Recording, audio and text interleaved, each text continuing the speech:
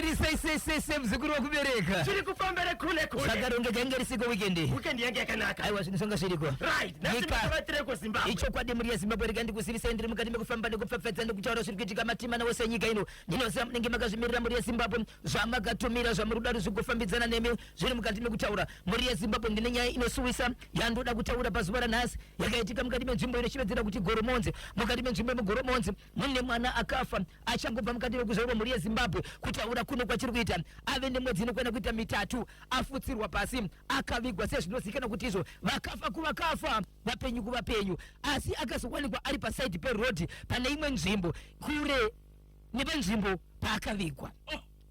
Zvakazoitika zvacho muri yeZimbabwe ndakasvika pakutaura nevagari vemunzvimbo vanova ndo vakatokudza kuti vaone kuti mwana uyu ari panze asi mwana akambovigwa, ende nezviratidzo zvinoratidza kuti varidzi vemwana vakwanise kuziva kuti uyu mwana wedu uyu. Ndakakwanisa zvakare kuzotaura naSabhuku. Sabhuku semutungamiriri wenzvimbo zvinhu kana zvakadai so munoona sei? Hey, iGoromonzi Baba Isabel. Ndini nyaya muri yeZimbabwe mukoma KB. Kazhinji panapa isusu tinowanzozadzisa kuti kana tazvitaura munoshevedza vamwe vakuru kana kuti department rinoona naizvozvo vangave maministers vangave makanselors kana vana chiremba vamiriri nevatauri vachiuya pano. Ichokwadi. Ndine nyaya muri yeZimbabwe mukoma KB inosuwisa iri kurwadza vamwe vabereki mukati menzvimbo yeEpworth. Ndakazokwanisa kufonera zvakare vamwe vakuru utungamiriri weMinistry of Primary and Secondary Education pamusoro pechinhu ichi. Vana magrade 7 yakwana nguva yekuti vanyore kutaura kuri pazuva ranhasi vana izvezve vatotanga, asi kune vana vakarejesta vari kunzi nevabereki vakarejesta but havana kukwanisa kunyora, asi vakakwanisa kunzi naheadmaster wepachikoro hazvina mhosva kuti havana kunyora, ndichakupai tsamba yekuti vainde form 1 asi vasina kunyora. Chikonzero nei chii chapa kuti vana ava vatadze kunyora bvunzo dzavo? Ndozvandauya nazvo mabapati, asi pane shoko randinoda kuti ndinozviziva muzukuru wekubereka unozadzisa nekutsvaga kuti hamunonoke kuti aiwa isusu chedu kutsudzura vanouya kuzozadzisa tinovadana pano, asi shoko randinoda kuti ndisase panapa nderekuti mukoma KB vana veZimbabwe vabereki veZimbabwe dzidzo ndo inenge pamusoro kuti nyika isimuka.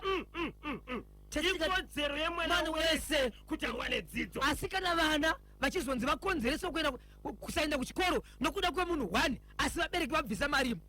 Nyaya yandinoda kutaura panapa ndeyekuti vabereki vanoziva sei kuti pachikoro pandaendesa mwana apa chikoro chiri registered ichi chiri pamutemo, vana vanofanira kudzidza pano, nokuti mubvunzo wandakabvunzwa nevamwe vatungamiriri zuro chikoro chandiri kutaura ichi iprivate, asi vakuru vakazondibvunza chikoro chaita zvakadai so ichi chiri pamutemo here. Ndobva ndavabvunzawo kuti vabereki vachipinda pachikoro vanoziva sei, nokuti havazivi vese. Zvikanzi pane zvinoitwa kuti uchingopinda mutero ndi license munotoiona, saka vabereki vanoda kuuzwawo kuti uchisvika pachikoro kuti uzive kuti chikoro ichi zviri pamutemo vanofanira kuona chii, nokuti vana vakaenda pamukoma KB pane vana vanosvika more than 12 vasina kunyora asi vakaita sei vakabvisa dzimwe mari vakatozopiwa kusora zuro kumapurisa naheadmaster.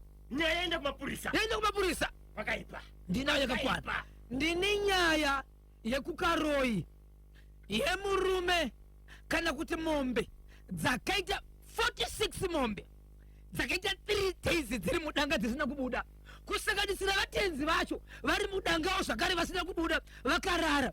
Vanhu vanokwenda kuita 7 vakazama kuda kunobata baba ava mushure mekugwinwa nemombe vari mudanga dzichibayiwa nokuiswa muchiso. Vanoziva muchiso pane michika nechiti muchiso ka ndikuti mamaki aye kuti mumwe munhu mombe dzake dzokona ngonyorwa J, yes, kana kungoiswa saini yekuratidza kuti mombe ndedzangu idzi ndo dzaiswa yatinoti muchiso, ndo dzaiswa dzimwe dzichibayiwa. So vanhu vari panzvimbo iyi vanga vakaungana vachibatsira munhu uyu nokuti danga iri munhu moyo ane danga hombe uyezve mombe dzake anodzirendesa kune vamwe vanhu kuitira mafuro pakufudza. Vamwe vanopiwa 5, vamwe vanopiwa 7, vamwe vanopiwa 6 vachirima nadzo kupera kwegore vane zvavanouya kuzobhadhara.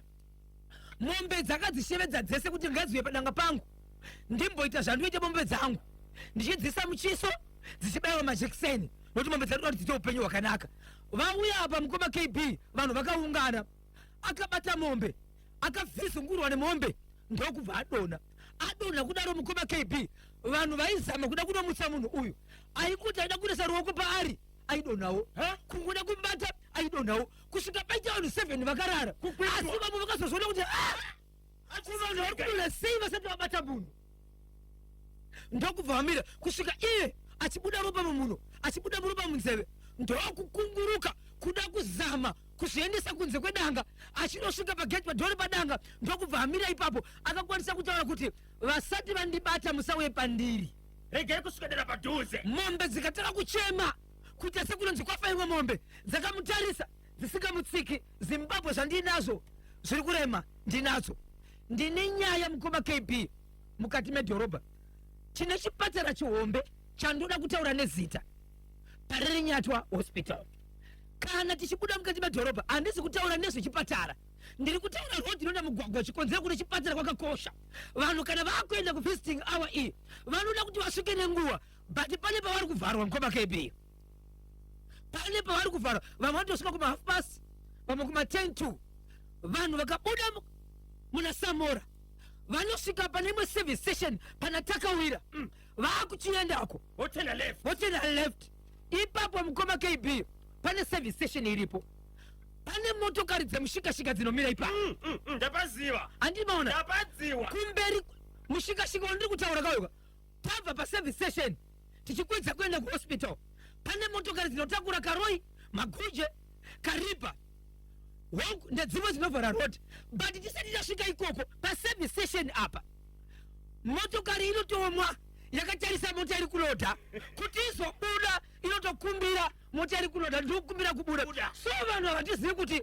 ndeve service station here kuvanoloda mota vari muservice station mota kuti kana yamba dhifiwe kuti ibude muservice station haibudi nikayotovharwa nemushikashika unenge uchiloda pamberi pepambu yeti imomo mune vamwe vanhu vanogona kutava kusvita fosga varimo imomo pakaita dambudziko pakaita tsaona kuservice station haivhuriri here vanhu kuwa ichiregera vanhu vachiloda vari mberi kweservice station motokari hadzibudi mukoma KB robot rinogona kuvhara katatu mota dzakavharirwa paya dzisingaendi yeti vanhu vari kumhanyira kuchipatara kune varwere regai tizoibata nyaya yacho vanenge vachida kuzokubatai mapedzi akachirongwa pamwe chete kana nekutsvaga nhamba dzevabatsiri nokupai nyaya munobatika sei ichokwadi muri yezimbabwe vanenge vachida kundibata munondibata panhamba dzangu dzina chipomero nhamba dzisingachadzise nhamba dzandinoda kutaura panapa muri yezimbabwe iyi nhamba dzinoti 0771 545 025 0771 545 025 0771 545 025 Zimbabwe namba idzi adzipipwe mukabhipa hakuna anopindura 2 musandifonera neprivate number chikonzero kana pane zvandozoona tikataura handikwanisi kudzoka kwamuri ndichibvunza nokuti panenge pasina namba 3 kana mafona panhamba iyi musati ndaipi zvakamira sei uri wadu aiwa kungoti ndibhosho ndikati hongu itotsudzura titofafaidza no time to waste because nguva inenge ida kufamba treatment no doubt tawe ziri kudiyana chipinga chodhadhama nyutaikecho chokwadi muri yezimbabwe nderimo ndiri mukati mekufamba nekufafadza nekutsudzura dziri kuitika matimana wose enyika ino ninozviziva muri yezimbabwe munenge makabona chimuti muri mukati mekufamba nacho regai ndingokuzivisa nekupinda muri yezimbabwe ndiri mukati mekufafaidza muri yezimbabwe regai ndingopindira nechirizo paka epwethi epatoni pake cheku epwethi chiri kuti kudini muri yezimbabwe nyaya ndiri kutaura panapa inyaya yekuti nyaya yakaitika mukati menzvimbo yatinoshivadzira kuti epwethi nyaya yakaitika ndeyekuti vabereki vanoziva kuti vana vavo mukoma KB nemhuri yezimbabwe vari kuenda mukati menzvimbo yekuchikoro kana uchinge wasvika grade 7 unofanira kuti ugonyora ugozokwanisa kuenda kurugwaro randiroshevedzera kuti kubva muprimary level uchienda musecondary level mhuri yezimbabwe rega ndikuzivisei kuti vabereki vange varichidzidzisa vana vavo mune chimwe chikoro chiri private school iri mukati menzvimbo yeepwethi vachidzidzisa vana kudaro vana vakanzi nguva yekurejesta yakwana vanofanira kuti varejeste kuti vakokwanisa kubva grade 7 vachienda form 1 mukoma KB nemhuri yezimbabwe chikoro ichi vakati ivo chinokwanisa kuzoendesa vana ava pane chimwe chikoro panapa hapaziripo pavanoita sei pavanonyorera zvikanzi pari kudiwa mari inodarika 100 US mari yakabva yabhadhirwa mukoma KB vabhadhara zvikanzi ivo takuda zvinoratidza kuti izvo vana vedu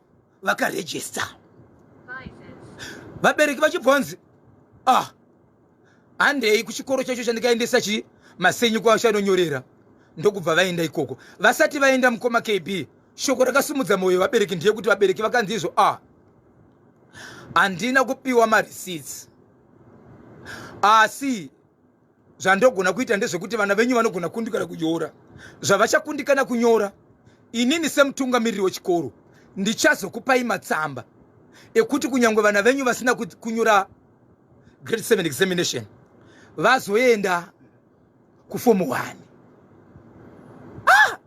Sei zvikanzi aiwazvo hazviite, handi kuchikoro kwacho kunyonyorera vana vedu ndokubva vaenda vasvika kuna headmaster wechikoro zvikanzi hapana chandikuziva, ndikupei list yemazita andakapiwa ini akabhadharwa. ndobva pabuda list yemazita. Palist yakabuda mukoma KB pakabva pabuda paine 13 vana vakabhadhara mari dzavo but mazita asiko.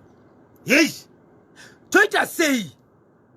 Vabereki handi kumapurisa, ndobva vaenda kumapurisa. Vasvika kumapurisa ko headmaster, ko vana chichi chaitika ipaka vabereki mari dzavo. Vabereki vakanga vauya pa vanga varipo 3 kurati kune 10 vanga vasipo. Ari mupolisi imomo ndo paakapa $100 vabereki ava, asi mari dzavo asina kukwana. Ava ndiwo 3 vakakwanisa kurova tek nani naheadmaster uyu. Vabereki vachibvaudza nyaya, vaudza nyaya mukoma KB. Vakuru vamwe vandakabata inini nokuti vakati bosho musati maenda kumberi munotibatawo muchitiziisa chikonzero kudoku tine maoffices ari pamusoro. Ndobva ndavabvunza inini kuti Epworth ichichi zvikanzi inzvimbo yedu, ndikati ndine nyaya yenyu panapa. Zvikanzi ureti iprivate but iri registered. ndiani angatibvunza izvi? Right, mutungamiriri wandakabata vamwe vari kumusoro, vari kumaoffices epamusoro kuministry of primary and secondary education. Zvikanzi neniwo apa ndaita mudiki nemusi wemandi ndichabatana ndichiudzawo muchi vakuru tiende kunoona kuti chikoro ichi chakamira sei. Saka izvezvi kuEpworth kune vabereki vane vanongwanira 13 vasina kukwanisa kuenda kunonyora nenyaya yekuti mazita avo vana ava havana kurejeswa, asi mari dzakaendeswa vaibhadhariswa $115 pamwana. chikoro ichi iprivate. Headmaster wapachikoro akati isusu seprivate school hatina center number. Ichokwadi. Vana havasi kunyorera pano. Vachanonyorera pane chimwe chikoro. Yes, nechikoro chacho chavakaenda kunonyorera tinacho. Yes. Vabereki pavakanzwa mashoko aya vachibva vaenda pachikoro chakataurwa naheadmaster kuti vana vavo vachanonyorera ikoko.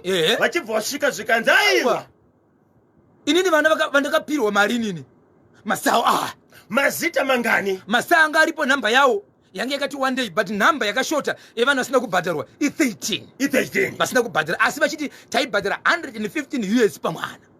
So vana vasiri kukwanisa kunyora kubva kuprivate school vaya vangani? i13 mazita avo ese hapo ahako kuchikoro chiya kwavari kunofanira kunonyorera kune chine center number ahako. Asi vakazodzwa shoko rekuti ndinozokwanisa kukuitirai tsamba yekuti kunyangwe vana ava vasina kunyora vanoenderera mberi nedzidzo form 1.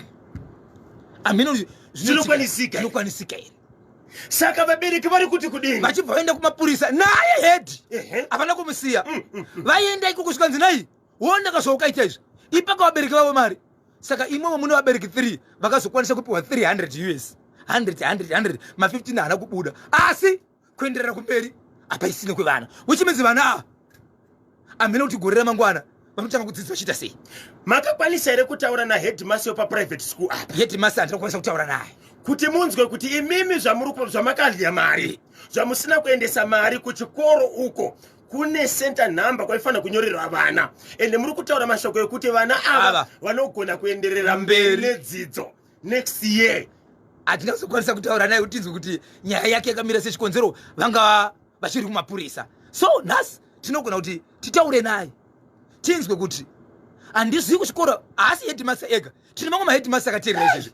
Zviriko here kunyange ivo vakuru vacho vaisi pamusoro veprimary and secondary education, zviriko here kuti mwana anogona kunyorerwa tsamba naheadmaster wepachikoro pake kuti abve mugrade 7 achienda form 1 asina kunyora, asina ma results?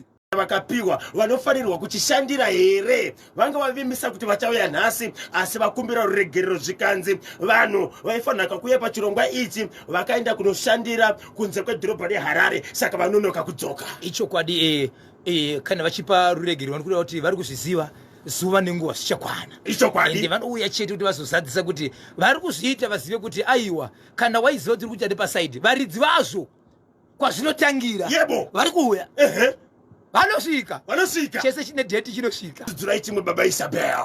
ichokwadi mhuri yeZimbabwe nderimwe ndiri mukati mekufamba nekupfapfeta nekutsudzura tiri kuitika matimana wose nyika ino paka goromonzi. chekugoromonzi chiri kuti kudini mukoma KB ndiri kubatwa anonzi Vanderstand ari kuMozambique kwanzizvo vana vechikuru vatosara vachaenda sei kumberi vakomana zvinoipa nyaya yekugoromonzi mukoma KB yakamira kudai pane mhuri vane mwana womwe chete anove ndiyo first born yekubarwa mukadzi akaita pamuviri ndokubva apona mwana uyu akangopona nekubva ashayika ndokubva aenda kunovigwa nzvimbo inovigwa vanhu ava vanenge vachangobva mukuzvarwa vavigwa kudaro iko zvinozvitanga tapinda mumwedzi wechitatu mwana uyu akangoonekwa maybe kilomita 700 meters to kilometer ari paside peroad akangopotirwa aripo. chiri kurwadza nechinovhundutsa mhuri yeZimbabwe 3 months munhu ari pasi anotarisirwa kunzi pane kukanganisika kwaanenge aita chikonzero chakafa chese chinoora.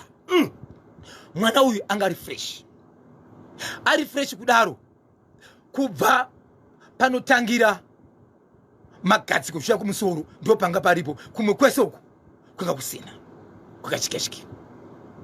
saka vamuwana ipapo vakazokwanisa kushedza mapurisa vanhu vakasewera varipo vakashedza mapurisa akauya kuzotora mutumbi. chasai ndanzwa kuti musi weFriday kubva musi weFriday kusvika nhasi mwana uyu akazokwanisa here kuvigwa kepiri zvakare asi ndakataura nasabhuku vanotaura vachiti chishamiso hatingazivi kuti chii chakaitika nekuti mutumbi wafukunurwa kudaro wakaonekwa uri pane imwe nzvimbo isiri nzvimbo yaakavigwa mwana uyu iri imwe nzvimbo ende mwana uyu asina kukwana achiratidza kuti pane kudyiwa kana mamwe mapatsi asipo panzvimbo. saka iko zvinozvi vakangotaura vachiti ivo sasabhuku ndinotaura ndichiti mukati menzvimbo yandinogara handitarisiri kuona kuchitika zvinhu zvakadai so kana ari munhu akaita zvinhu izvi ndinotarisira kuti ngaature uyezve kusiya zvinhu zvakadai so nekuti kana munhu achinge afa anochererwa pasi anofukunurirwei.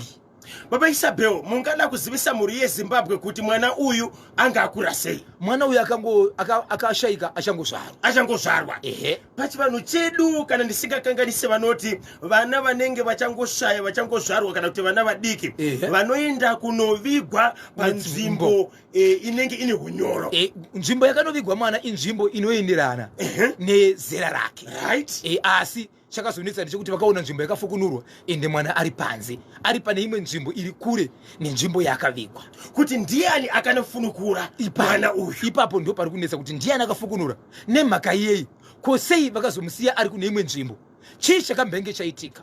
sabhuku akangoti ndiri kukumbira munzvimbo mangu handidi vanhu vane tsika yakadaiso kana kuri kuti vanhu igoromonzi hanzi chekuEpworth icho baba Isabel hurumende inenge yakatovhara zvikoro zvakadaro asi vanenge vachiita nerweseri. but vanhu mukazotsvaka mukoma KB muchaona kuti kune vamwe vanhu vanosimbisa vanhu ivava kune zvimwe zvinhu zviri kuitika zvakawanda zvekuti ikateverwa nyaya iyoyika kune vamwe vanhu vanobatwa ipapapa vane vaakatsigirana nawo vanomusimbisa. tingada kuziva kuti ndiani munhu wamakafonera wekuMinistry of Primary and Secondary Education toziva kuti munhu iye ndiani akati inini pandiri handikwaniseka kutaura nyaya iyi regai ndezonzwa kavamwe vangu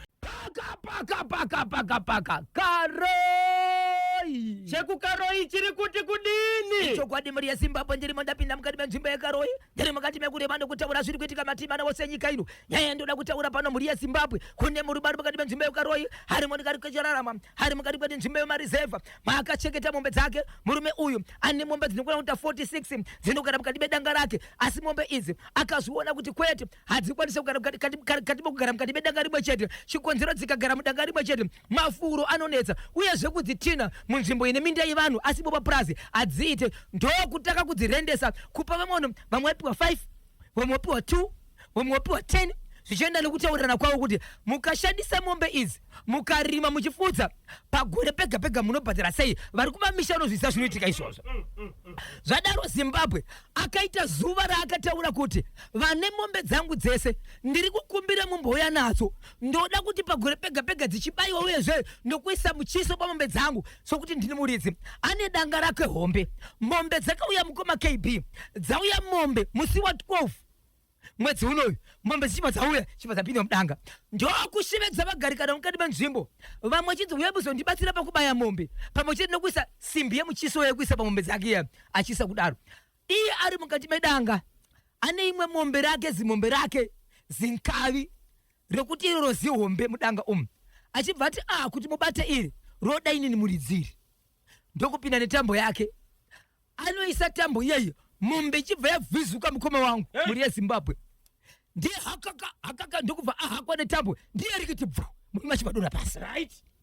Adonha pasi, vanhu vakamhanya ipapo vachizama kuda kunobatsira murume uyu. Pakuda kunobatsira murume uyu muri yeZimbabwe, chakadetsa ndechekuti vanhu vaiti vakada kunobata murume uyu kuzama kuda kumumutsa kumubvisa pakati pemombe, munhu ainguti ada kumubata aidonhera pasi. Akada kumhanya munhu kuda kubata odonhera pasi. Vanhu vakadunuka kuona zviri kuitika, vaigwinwa vanhu vachidonha pasi, kusvikira iye aita zvekuzvikungurutsa ndokuenda pasaidi pedanga pamatende vanga, achibva taura mashoko ekuti hei, ndiri kukumbira kune varoda kundibatsira vasati vasvika pandiri musauya, munokuvara.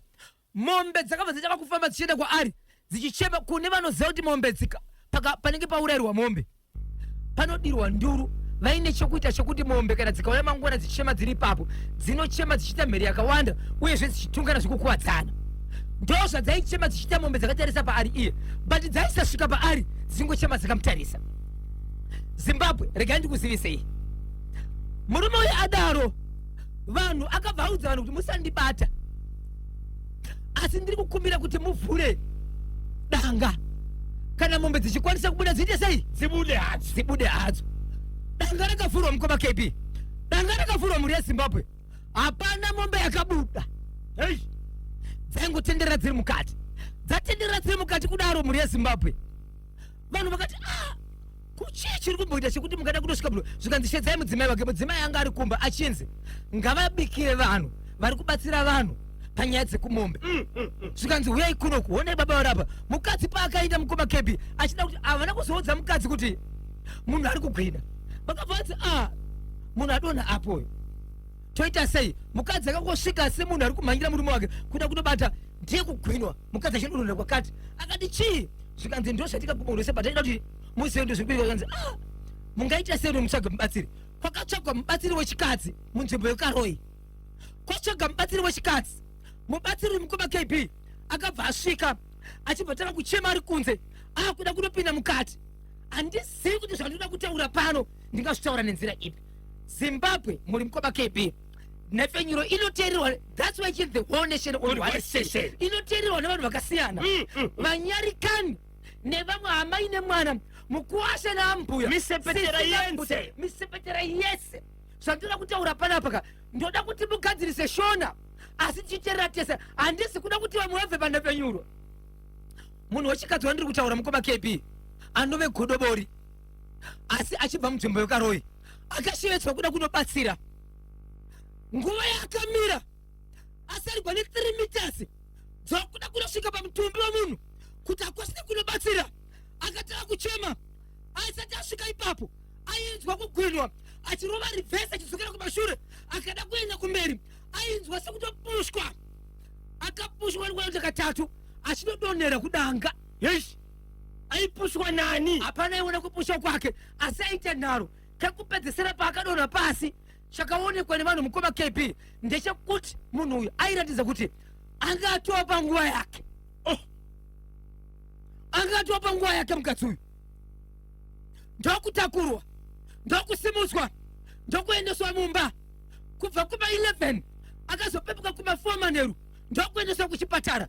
Zvandiri kutaura muri yeZimbabwe izvi, mukadzi uyu kubva musi weFriday nanhasi ndo zvaari panguva achiri muchipatara, but ndigodobori.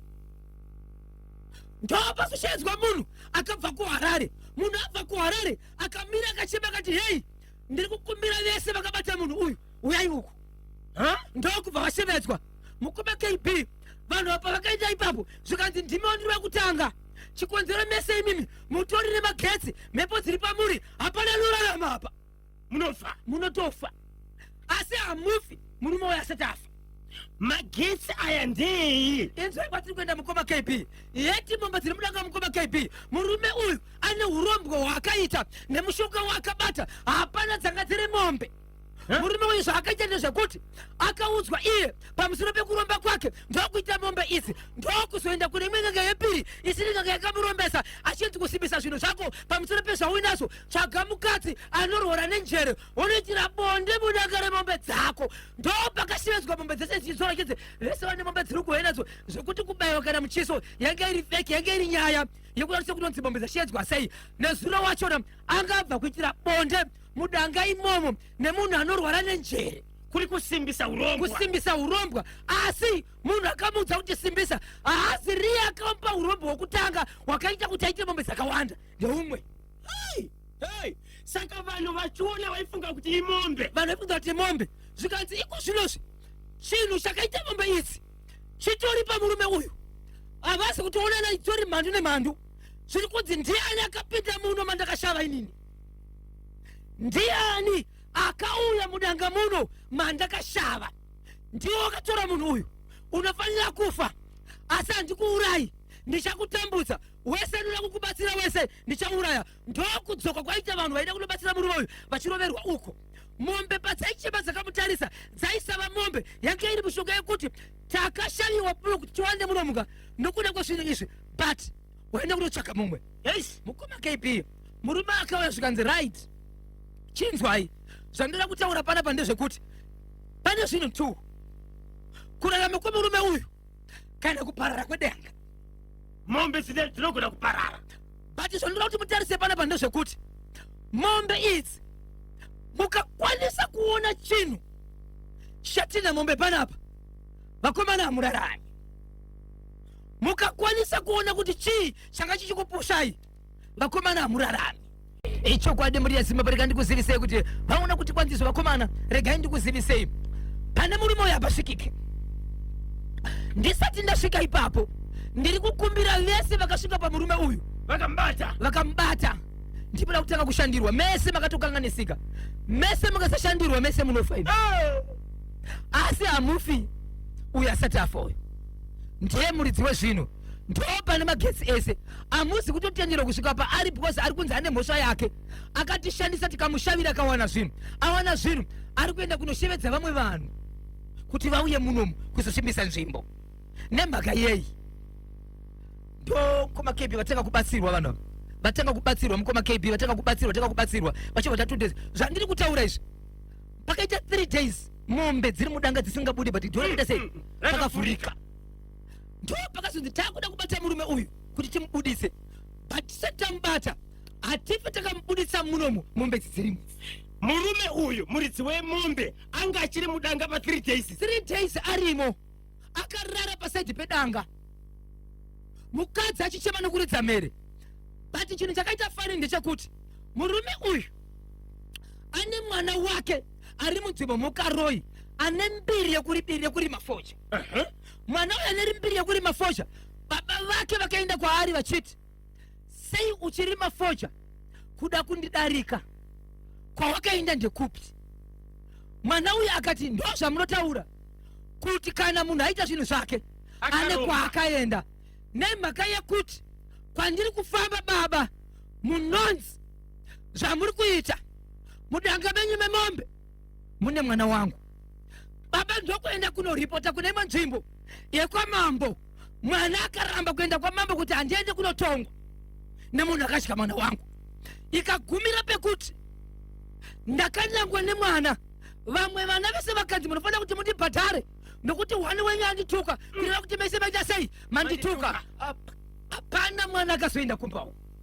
Pese paitwa mombe idzi akaungana idzi panga pasina kana mwani mwana wababa vanga vari munzvimbo pamwe chete nevanhu vakarendesera vaya nevamwe vari kukuda kuti vazonyengerera kuti mangwana pari kutanga mwaka vapiwe mombe dzekushandisa vachizobhadhara ndo vanga varipo. Zvikadzi nemubatsiri hona yevakomana baba vanorema, baba vane zvinhu zvavo, but apa pachisina kurema chikonzero wacho akavaremetsa ndiye ari pavari. Izvezvi chinhu chiri pavari, hapana anosvika apa, panotofiwa apa, kusanganisira godobori wechikadzi uyoyo akazoenda kuna godobori uyo zvakare achimubatsira panyaya yekuti anga kubuda ropa. Yes, izvabapati zvikanziso hatikwanisi kubatsira murume wemudanga paine mombe, nokuti mombe idzi hadziendi kure nechinhu chiri padhuze nemurume uyu, nokuti ndo chinotodzifudza. Kwadzinoenda kumafuro kwese idzi hadzibiwe, idzi hadzibiwe varume. Ndoda kuti ndikuzivise pane imwe nyaya, pakufa kunomboita mombe idzi dzimwe dzachine murume yacho rine mbiri yekuti mombe ikafa anogona kuicherera pasi isina kudyiwa, ende chokwadi.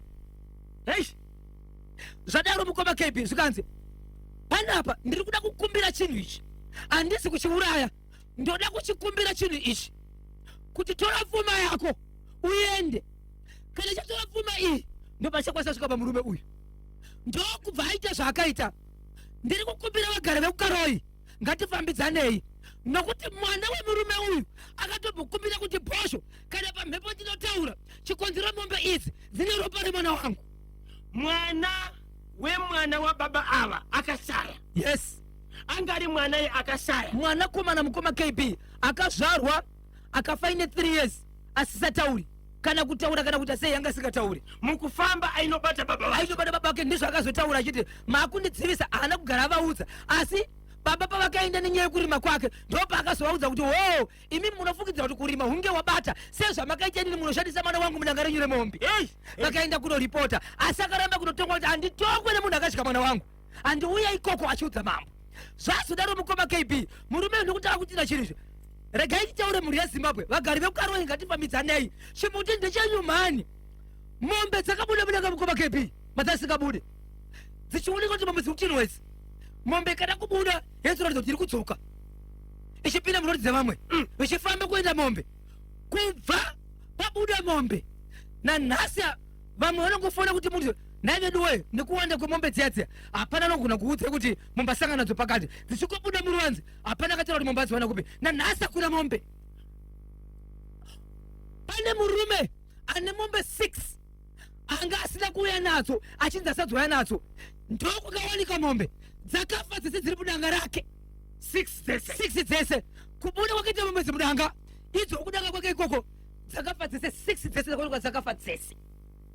Saka izvozvi mombe dzakabuda mudanga baba ava vachirwara dzaka dziri ngani? Dzaka dziripo 46 mombe dzakabuda mudanga kuita 6 or 7 dzanga dziri kudanga remurume uyu, dzanga dzisina kukwanisa kuuya pazuva iri dzichinzi dzichauya mangwana achona. Mombe dzichikubuda mudanga mukoma KB kuti dzabuda muyati babava topa vakasvikirwa nomubatsiri vakutokwanisa kutaura, vachibuda ropa raitasekera dunduvira mumhuno raibuda riya rangasina anoribvisa achifema nemuromo, mumuromo nemumhuno muine ropa nemunzeve. Ndo pakatanga kutaura kuti bedu wee zvakaoma, chiitaura ichi hapana zvinhu zvaitaura. Ndokuchitoro chinze ndoda kuti ndiende newe kumba kwangu, munhu wandiri kutaura akatorwa nomubatsiri akaenda naye kumba kwake. Pari zvino zvihama hakuna kana hwani hama yakatevera kusanganisira mwana ishedzera kuti varume ndikanzwa munhu anotevera mutare uyu mahwani Apa miwe miwe Panochowa.